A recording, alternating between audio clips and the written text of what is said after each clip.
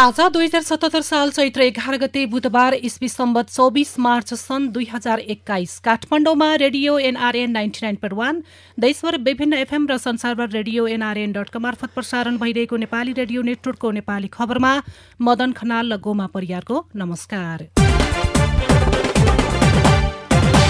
भारतमा कोरोनाको संक्रमण उच्च, नेपाली सिमानामा सतर्कता न्यून, टर्दै वैकल्पिक सरकार, एमाले जसपा नजिक नजिक, लोकसेवा आयोग आजदेखि पदाधिकारी विहीन हुँदा कर्मचारी भर्ना र बढुवा ठप्प लगायतका खबर आजका पत्रपत्रिकाको अघिल्लो पृष्ठमा छापिएका छन्।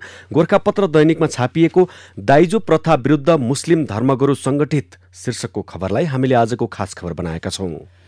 पछिल्लो समय बाँकेका मुस्लिम समुदायमा दाइजो लिने दिने प्रचलन बढ्दै गएको भन्दै धर्मगुरु मौलानाहरू त्यस्ता गतिविधि रोक्न संगठित भएका छन्। बाँकेमा रहेका मुस्लिम धर्म मौलाना र आलिमहरूले नेपाल ओलेमा काउन्सिल गठन गरेर दाइजो प्रथा लगायत अन्य विभिन्न कुरीति कडाइका साथ रोक्ने अभियानमा लागेका छन्। नेपाल ओलेमा काउन्सिलका संयोजक मुफ्ती मौलाना मोहम्मद कैफुल बरा खानले दाइजो प्रथाले गर्दा समाजमा धेरै समस्या उत्पन्न भएको जनाउँदै यो प्रथा रोक्नका लागि दाइजो लिने र दिने दुवैमाथि कडाई गरिने बताउनु भएको छ। मुस्लिम समुदायमा देखिँदै गएको विकृति अन्त्य गर्न जिल्लाका सबै प्रमुख धर्मगुरुको सहभागितामा ओलीमा काउन्सिल गठन गरिएको र काउन्सिलले दाइजो दिने लिने काम तत्काल बन्द गर्न सार्वजनिक रूपमा आग्रह गरेको काउन्सिलका संयोजक खानले बताउनु भएको छ। उहाँले दाइजो माग्ने र दिने दुवैलाई सामाजिक र धार्मिक रूपमा कडाई गर्ने योजना काउन्सिलले तयार गरेको जनाउँदै पहिलो चरणमा दाइजो प्रथाका कुप्रभावबारे समुदायमा जानकारी गराउने तथा दाइजो लिने दिने काम बन्द गर्न आह्वान गर्ने बताउनु भएको छ। बाँकेका वरिष्ठ धर्मगुरु तथा नेपाल हज कमिटिका पूर्व केन्द्रीय अध्यक्ष मौलाना अब्दुल जब्बरा मन्जरीले दाइजो प्रथा लगायत अन्य विभिन्न सामाजिक सांस्कृतिक विकृति रोक्नका लागि धर्मगुरुहरूलाई संगठित गरेर ओलेमा काउन्सिल गठन गरिएको बताउनुभयो।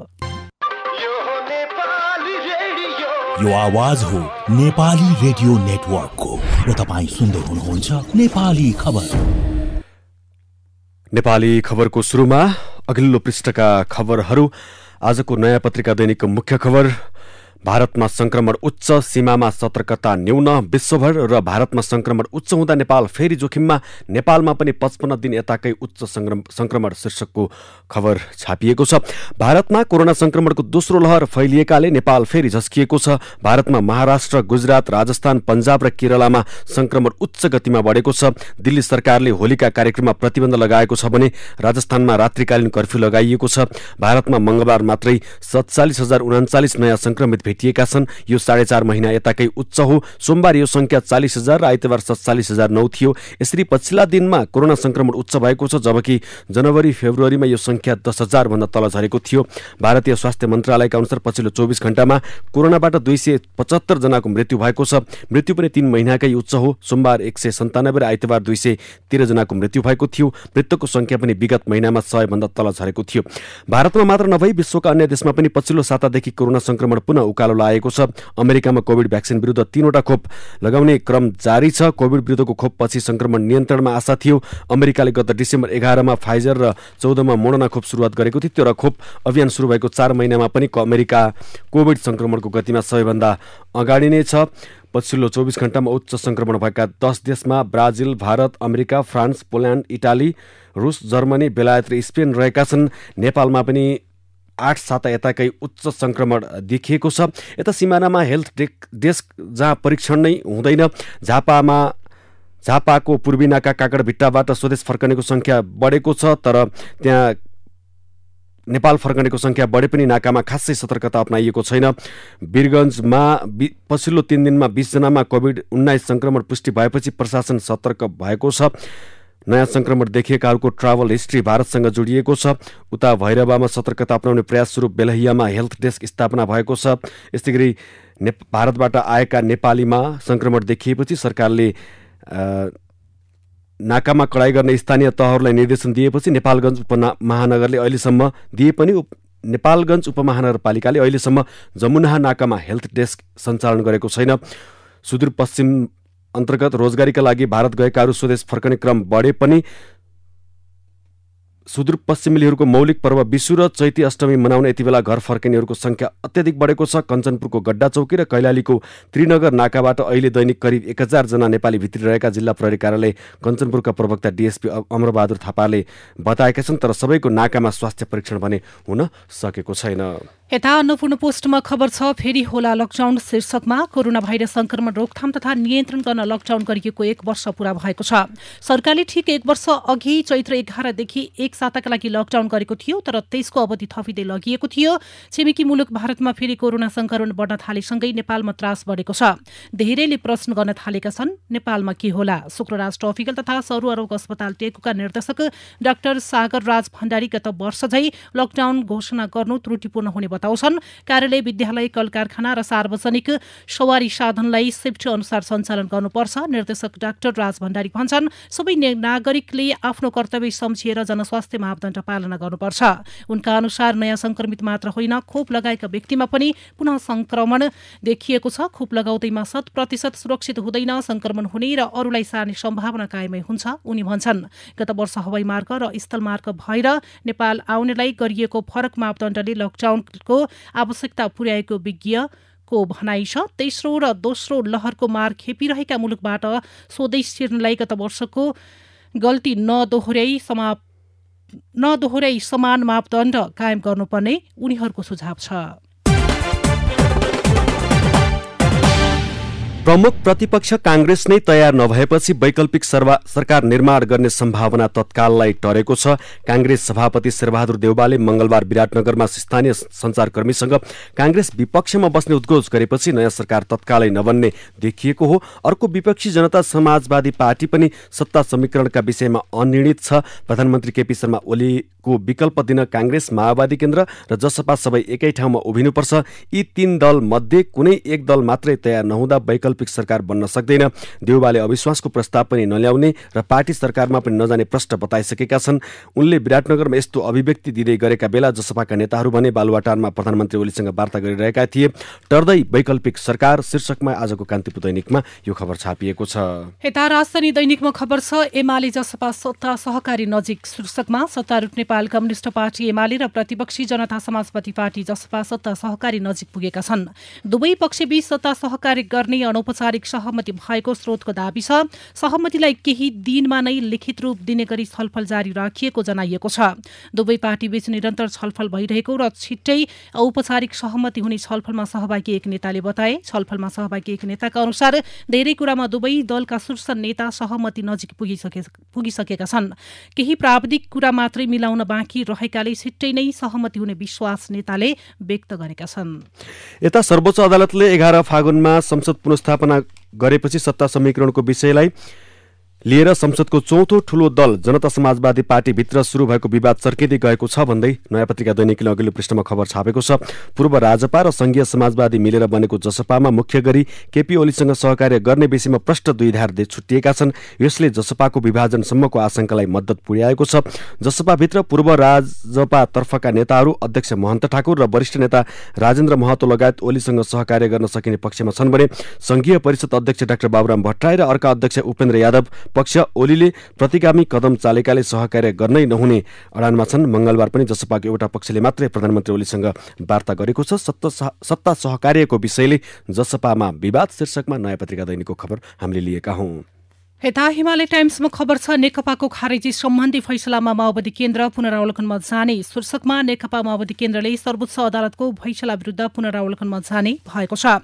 सिंहदरबार स्थित संसदीय दलको कार्यालयमा मंगलबार बसेको माओवादी केन्द्रको स्थायी कमिटी बैठकले सर्वोच्चको फैसला विरुद्ध पुनरावलोकनमा जाने निष्कर्ष निकालेको हो। बैठकले नेपाल कम्युनिस्ट पार्टी नेकपा नामक पार्टी खारेज गर्दै तत्कालीन नेकपा एमाले र माओवादी केन्द्र बिउत्याउने सर्वोच्चको फैसला विरुद्ध पुनरावलोकनमा जाने निष्कर्ष निकालेको प्रमुख सचेतक देव गुरुङले जानकारी दिनुभएको छ।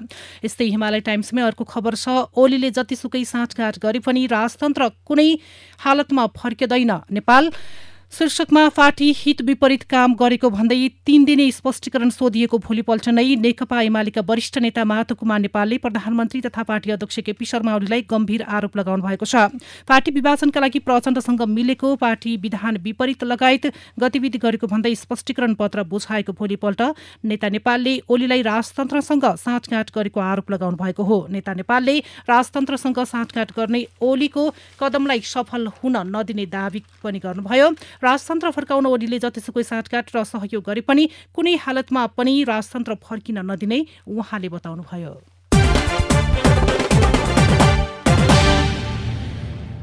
अध्यक्षसहित 5 जनाको कार्यकाल मंगलबारदेखि सकिएपछि लोकसेवा आयोग पदाधिकारीविहीन भएको छ। पदाधिकारी नहुँदा आयोगको संलग्नतामा गरिने कर्मचारी भर्ना लगायत काम पनि ठप्प हुने भएको छ। आयोगका अध्यक्ष उमेश मैनाली, सदस्यहरू बिन्दा हाडा, अशोक कुमार झा, कृष्णचन्द्र झा र ब्रह्मदेव रायको पदावधि सकिएको हो। सदस्यहरू गोविन्द प्रसाद कुसुम र श्रीपुरुष ढकालको पदावधि यसअघि नै सकिएको थियो। उनीहरू 2071 चैतमा नियुक्त भएका थिए। यसअघि 7 जनाको आयोग थियो। नयाँ संविधान अनुसार अब 5 जना पदाधिकारी हुनेछन्। प्रधानमन्त्री अध्यक्ष रहेको संवैधानिक परिषदको सिफारिसमा सरकारले आयोगका अध्यक्ष सहितका पदाधिकारी नियुक्त गर्नुपर्ने संवैधानिक व्यवस्था छ। सरकारले जारी गरेको संवैधानिक परिषद सम्बन्धी अध्यादेश संविधानको भावना विपरीत भएको भन्दै प्रतिनिधि सभामा प्रतिपक्षी दलहरूले विरोध जनाइसकेका छन्। लोकसेवा आयोग पदाधिकारीविहीन, कर्मचारी भर्ना र बढुवा ठप्प शीर्षकमा कान्तिपुर दैनिकमा खबर छ। यता राजधानीमा खबर छ, लोकसेवाका अधिकांश सुझाव अलपत्र शीर्षकमा योग्यता, निष्पक्षता र स्वच्छतालाई मूल मन्त्र बनाउँदै आइरहेको लोकसेवा आयोगले विगत 6 वर्षमा सार्वजनिक सेवा र प्रशासन सुधारका लागि सरकारलाई 73 वटा सुझाव दिए पनि अधिकांश सुझाव अलपत्र रहँदै आएका छन्। लोकसेवाले सार्वजनिक प्रशासनको सुधार र रूपान्तरणका लागि सरकारलाई महत्त्वपूर्ण सुझाव दिए पनि त्यसको कार्यान्वयन गर्न नसक्दा मुलुकको सार्वजनिक सेवा र प्रशासन प्रभावकारी हुन नसकेको हो। लोकसेवा आयोग अध्यक्ष उमेश प्रसाद मैनाली लगायत 5 सदस्य आफ्नो 6 वर्षीय सेवा अवधि सम्पन्न गरी मंगलबारदेखि सेवानिवृत्त भएका छन्। अध्यक्ष मैनाली लगायत पदाधिकारीले मंगलबार पत्रकार सम्मेलन गर्दै आफूहरूको कार्यकालमा गरेका उपलब्धिबारे जानकारी गराएका थिए। राइड सेयरिङ प्लेटफर्म पठाओको ज्याकेट लगाएर बाइक तथा ट्याक्सीमा सेवा दिन नपाइने भएको छ। सुरुमा पठाओलाई प्रतिबन्ध लगाउने गरी प्रक्रिया अघि बढाएको ट्राफिक प्रहरीले दबाव खेप्न नसक्ने भएपछि तत्कालै पठाओ अंकित ज्याकेट लगाएर यात्रु बोकेमा कारवाही गर्ने जानकारी दिएको छ। ट्राफिक प्रहरीले पठाओलाई नै बन्द गर्न खोजेपछि पठाओ नेपाल प्रहरीले कोरोना भाइरस संक्रमण रोकथामका लागि प्रयोग गर्दै आएको पठाओ अंकित कपडामा रोक लगाउने निर्णय गरेको छ। कोरोनाको समयमा सरकारले जारी गरेको सरकारी स्वास्थ्य सुरक्षाको मापदण्ड अनुसार पठाओले राइडर र सेवाग्राहीको स्वास्थ्य सावधानीलाई मध्यनजर गर्दै पीपीईको व्यवस्था गरेको थियो। पठाओ ज्याकेट प्रतिबन्ध शीर्षकमा आजको राजधानी दैनिकमा खबर छ।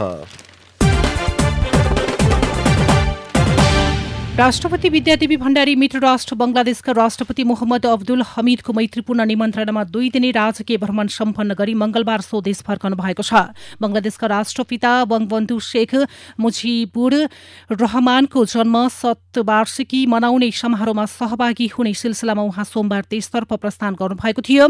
राष्ट्रपति भण्डारी मंगलबार स्वदेश फर्किनु हुँदा त्रिभुवन अन्तर्राष्ट्रिय विमानस्थलको अति विशिष्ट कक्षमा उपराष्ट्रपति नन्दबहादुर पुन, प्रधानमन्त्री केपी शर्मा ओली, प्रतिनिधि सभाका सभामुख अग्निप्रसाद सापकोटा लगायतले विशिष्ट व्यक्तिको हार्दिक स्वागत गर्नुभएको थियो। गोर्खापत्रमा खबर छ, द्विपक्षीय राष्ट्रपति भण्डारी स्वदेश फिर्ता, द्विपक्षीय सम्बन्ध थप प्रगाढ शीर्षकमा। नेपाली रेडियो नेटवर्कको र तपाईँ सुन्दै हुनुहुन्छ नेपाली खबर। अब भित्री पृष्ठका खबरहरू। सरकारले आइसोलेसन र क्वारेन्टाइनलाई तयार राख्न सबै जिल्ला प्रशासन कार्यालयलाई परिपत्र गरेको छ। कोरोना महामारीको जोखिम बढेको भन्दै गृह मन्त्रालयले 77 वटै जिल्ला प्रशासन कार्यालयलाई परिपत्र गरेर स्वास्थ्य मापदण्ड समेत अनिवार्य लागू गर्न निर्देशन दिएको छ। जिल्लामा कोभिड व्यवस्थापन र रोकथाम तथा नियन्त्रण सम्बन्धी काम प्रमुख जिल्ला अधिकारी संयोजक रहेको जिल्ला संकट व्यवस्थापन केन्द्रले गर्छ। केन्द्रमा संकट व्यवस्थापन केन्द्र यस सम्बन्धी निर्णय गर्न सरकारलाई सुझाव दिने उच्चस्तरीय संयन्त्र हो। कोरोना महामारी उच्च रहेका बेला विद्यालय, अन्य शैक्षिक संस्था, सरकारी भवन लगायतलाई क्वारेन्टाइन र आइसोलेसन बनाइएको थियो। यता कोरोना संक्रमणको जोखिम बढीसँगै लुम्बिनी प्रदेश सरकारले सर्वसाधारणलाई न्यूनतम स्वास्थ्य मापदण्ड अपनाउन अनुरोध गरेको छ। संघीय सरकारले जारी गरेको निर्देशिका पालनामा जोड दिँदै नाकाबाट भइरहेका आउजाउमा कडाई गरिने जनाइएको छ। सड़क निर्माणको 6-7 महिना नबित्दै कालोपत्र र गिट्टी उब्किएको जताततै देखिन्छ। सामान्यतया एकपटक कालोपत्र गर्दा कम्तीमा 5 वर्ष टिक्नुपर्ने मान्यता छ। सडक चाँडै बिग्रिनुमा प्रायले ठेकेदार कम्पनीको दोष ठान्छन्। कारण ठेकेदारले सरकारी इस्टिमेट भन्दा 40-50% कममा ठेक्का पाएका हुन्छन्। त्यसमाथि फाइदा लिन कम गुणस्तरका निर्माण सामग्री हाल्नाले सडक नटिकेको उनीहरूको बुझाइ छ। तर समस्याको जड ठेकेदार कम्पनी मात्र भने होइनन्। सडक दिगो र उच्च गुणस्तरको बनाउन अलकत्राको मुख्य भूमिका हुने इन्जिनियर बताउँछन्। लामो समय कालोपत्र नटिक्नुका विभिन्न कारणमध्ये कम गुणस्तर र आवश्यकताभन्दा कम परिमाणमा अलकत्रा प्रयोग गरिनु पनि रहेको सडक विभागका इन्जिनियरहरूको भनाइ छ। सरकारले धुलो दुध, बटर, मासु र अन्डामा देश आत्मनिर्भर भएको घोषणा गर्न लागेको छ। कृषिको हरेक उत्पादनमा आत्मनिर्भर हुने लक्ष्य लिएको सरकारले सुरुवातमा एसएमपी, बटर, मासु र अन्डामा आत्मनिर्भर भएको घोषणा गर्न लागेको हो। विश्वव्यापी रूपमा फैलिएको कोरोना भाइरसले वैदेशिक रोजगार बेहाल अवस्थामा पुगेको छ। गन्तव्य मुलुकमा कोरोनाको कहर समाप्त नहुँदा अधिकांश मुलुकमा कामदार जान पाएका छैनन्। वैदेशिक रोजगार विभागका अनुसार दैनिक 500 देखि 600 सम्म कामदार वैदेशिक रोजगारीमा गइरहेका छन्। कोभिड अघि दैनिक 1500 भन्दा बढी कामदार दैनिक वैदेशिक रोजगारीमा जाने गरेका थिए। वैदेशिक रोजगार व्यवसाय संघका महासचिव सुजित कुमार श्रेष्ठले कोरोनाले वैदेशिक रोजगार प्रभावित भएको बताए। सामाजिक सुरक्षा कोषको कार्यविधि संशोधन भइसँगै कोषमा सूचीकृत हुने रोजगारदाता र योगदानकर्ताको संख्या पनि बढ्न थालेको छ। कोषले रोजगारदाता र योगदानकर्तालाई आकर्षण गर्नका लागि गत माघ 29 गतेदेखि लागू हुने गरी संशोधित कार्यविधि कार्यान्वयनमा ल्याइसँगै कोषमा आबद्धता हुनेको संख्या बढेको हो। 40 वर्ष बिना सुनुवाई भारतीय जेलमा बसेर फर्किएका इलामको माई नगरपालिका 10 लुम्बाकका दुर्गाप्रसाद तेमेलसिना को उपचार खर्च प्रदेश एक सरकारले बिहोर्ने भएको छ।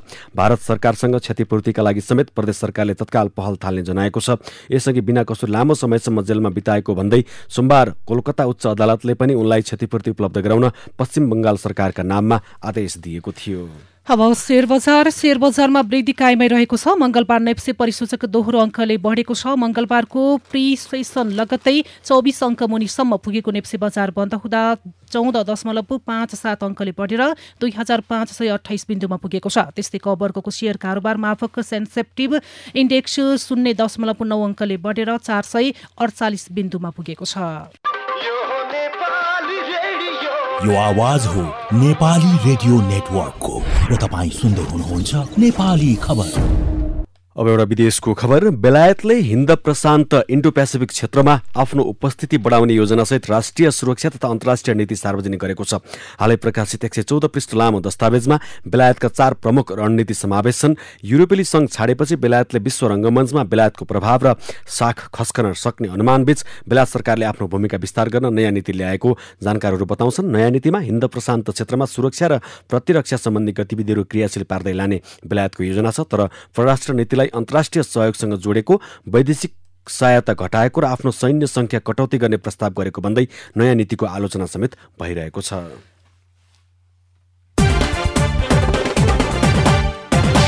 अब खेल खबर। मंगलबारदेखि सुरु भएको त्रिदेशीय कप फुटबलमा बंगलादेशले विजय सुरुवात गरेको छ। आत्मघाती गोलको मद्दतमा बंगलादेशले किर्गिस्तानको ओलम्पिक टिमलाई 1-0ले पराजित गरेको हो। त्रिपुरेश्वर स्थित दशरथ रङ्गशालामा भएको खेलमा किर्गिस्तानका कुमारबाज उलु बैमानले आत्मघाती गोल गर्दा बंगलादेशले जित हात पारेको हो। अब विचार विश्लेषण। सबैभन्दा पहिले सम्पादकीय। बंगलादेशतर्फ खुलेको ढोका शीर्षकमा कान्तिपुर दैनिक सम्पादकीय लेख्छ, सार्क, बिमस्टेक, बीबीआईएन जस्ता क्षेत्रीय तथा उपक्षेत्रीय मञ्चका यी सदस्य राष्ट्रहरू राष्ट्रसङ्घीय शान्ति मिसनमा पनि राम्रो योगदान पुर्याउने मुलुक हुन्। विकासको पथमा सङ्घर्षशील भएकाले दुवै देश आफ्ना सिकाइलाई साझा गर्दै अघि बढ्न सक्छन्। त्यसका लागि राष्ट्र सम्बन्धका साथै नागरिक सम्बन्ध पनि सँगसँगै अघि बढाउनुपर्छ र यी सबैको ध्येय भने फेरि पनि आर्थिक सम्बन्ध नै हुनुपर्छ। यो किन पनि भने पछिल्लो समय बंगलादेशले जुन रूपमा तीव्र प्रगति गरिरहेको छ, अन्तर्राष्ट्रिय मुद्रा कोषका अनुसार प्रति व्यक्ति आयमा भारतलाई पनि उछिनिसकेको छ। यस परिप्रेक्ष्यमा नेपालले उसबाट सिक्ने र लाभ लिने विषय धेरै हुन सक्छन्। भू राजनीतिक व्यवस्थापनका सवालमा पनि बंगलादेशको नेतृत्व तुलनात्मक हिसाबले सफल देखिएको छ। त्यस पाटोमा पनि नेपालले सिक्न सक्छ। अतः यो उपक्षेत्रको एउटा उदीयमान अर्थतन्त्रका सबल पक्ष सिक्दै आपसी सम्बन्धलाई फलदायी बनाउँदै लैजानु नै अबको हाम्रो प्राथमिकता हुनुपर्छ। गोरखापत्रमा विचार छ। आयोगहरूको राष्ट्रिय सम्मेलन वरिष्ठ प्रशासनविद डाक्टर भीमदेव भट्टले लेख्नु भएको विचार रहेको छ। प्रदेश आयोगको संवैधानिक चिनारी, मर्यादाक्रम आदि विषयमा समेत दुविधा देखिन्छ। यस विषयमा केन्द्रीय स्तरबाट निर्णयको अपेक्षा राखिएको छ। यसका साथै विगत लामो समयदेखि संसदको राज्य व्यवस्था तथा सुशासन समितिमा छलफल भए पनि पारित हुन नसकेको संघीय निजामती सेवा ऐन अविलम्ब पारित भएमा त्यसको प्रदेश निजामती सेवा ऐन लगायत स्थानीय सरकारी सेवा सम्बन्धी ऐन निर्माण गर्न मार्ग फराकिलो गर्नेछ। अन्तमा लोकसेवा आयोगका वर्तमान पदाधिकारीले आफ्नो कार्यकालको अन्तिम घडीमा उपरोक्त प्रथम राष्ट्रिय सम्मेलन आयोजना गरी एक महत्वपूर्ण कार्य सम्पन्न गरेका छन्। सम्मेलनमा प्रस्तुत सुझावलाई नवगठित प्रदेश लोकसेवा आयोगले अवलम्ब गर्न सके संस्थाको साख जोगाउन र नागरिकको विश्वास स्थापित गर्न सफलता मिल्नेछ। यता आजको अन्नपूर्ण पोस्टका लागि खगेन्द्र भण्डारीले देउबाको मौनता, धैर्य र तटस्थताको अर्थ शीर्षकमा आफ्नो मत लेख्नुहुन्छ। कमजोर अङ्कगणितमा सरकार बनाउनु फेरि अस्थिरता नै ल्याउनु हो, किनकि माओवादी केन्द्र, काङ्ग्रेस र जसपा बीचको समीकरणले बहुमत त पुग्छ तर त्यो सुविधाजनक हुँदैन। सरकारलाई टिकाउन जायज नाजायज सम्झौता गर्नुपर्नेछ। अस्थिरताको जगमा बन्ने सरकारले जनतालाई डेलिभरी दिन नसक्ने प्रश्न छ। यस्तो अवस्थामा दलहरूबीच सहमति गरेर अर्ली इलेक्सनमा जानु नै उत्तम विकल्प हो। अहिलेको अवस्थामा राष्ट्रिय राजनीतिमा काङ्ग्रेस सभापति देउबाले जुन भूमिका निर्वाह गरेका छन् त्यो समकालीन राजनीतिज्ञ भन्दा माथि छ। उनको सुझबुझपूर्ण, दूरदर्शी र जिम्मेवारपूर्ण कदमले देउबालाई परिपक्व नेताका रूपमा स्थापित गरेको छ। तसर्थ देउबाको अहिलेको मौनता, धैर्य र तटस्थताको रणनीतिले मुलुकलाई सही बाटोमा अगाडि बढाउन अचूक औषधिको काम गरेको छ। यता राजधानीबाट विचार लिएका छौं। श्री प्रसाद प्रसाईको प्रहरी अनुसन्धान र जनचासो बीच सम्बन्ध शीर्षकमा जनचेतनामा आएको विस्तारले पछिल्लो समयमा अनुसन्धान अधिकृतलाई नै मार्गदर्शन गराउन थालेको छ। त्यो सकारात्मक पक्ष हो। प्रकृतिको हुने भए पनि बाह्य दबावको आधारमा यो चुनौतीपूर्ण बन्ने क्रम बढ्दै आएको छ। अनुसन्धान आफैमा वस्तुनिष्ठ यथार्थमा आधारित हुने विषय हो। यसलाई विकृत अवस्थामा पुर्याउने वातावरणको प्रभाव अनुकूल बनाउन सत्ता शक्तिबाट आउने बन्न थालेको देखिन्छ। मुलुकको शान्ति सुरक्षाको दायित्व लिने गृह नेतृत्व नै यसप्रति संवेदनशील देखिँदैन। अपराध हुने नदिने, घटित अपराधीका कसुरदारलाई दण्ड सजाय दिलाउने, कानूनको प्रयोग समानुपातिक ढंगले गर्नेतर्फ सत्तासीन नेता संवेदनशील नभएसम्म राज्य निकाय सत्ता शक्तिकै कठपुतली बनिरहेका छन्। मौलाउदो अवस्थामा रहेको यो विकृति हटाउन अग्रसर बन्नुपर्ने राज्य शक्ति र सामाजिक वातावरण सुधार नभएसम्म आलोचना रहित अनुसन्धान हुन पाउँदैन। अहिलेको मुख्य समस्या नै यही हो। पीडित र पीडक सामान्य परिवारको भए, सत्ता शक्ति केन्द्रसँगको पहुँचबाट टाढै रहेको भए, संरक्षण वा आश्रय दिने नेताविहीन भए त्यस्ता व्यक्ति सम्बद्ध आपराधिक घटनाको अनुसन्धान तत्कालै टुङ्गिन्छ र परिणाम पनि सकारात्मक आउँछ। यस्ता घटनामा बाह्य व्यक्तिको प्रतिस्पर्धाको प्रभाव पर्दैन। अनुसन्धान अधिकृतले स्वतन्त्र र स्वविवेकीय ढंगले अनुसन्धान गर्न पाउने भएकोले चाँडै घटना यथार्थको जडसम्म पुग्छ। यसको अलावा पीडित र पीडक मध्ये कुनै एक पक्ष वा दुवै पक्ष नै शक्ति केन्द्रसँग आबद्ध भए त्यस्ता घटनाको अनुसन्धान परस्परकै खिचातानी र प्रतिस्पर्धाले बढी चर्चित र विवादास्पद